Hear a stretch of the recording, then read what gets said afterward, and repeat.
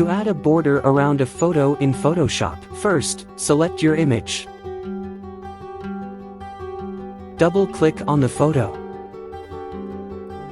Layer Style. Go to Stroke. Here, select a color you like or choose white. Position, inside. Increase size. Adjust the border size as needed to achieve your desired look.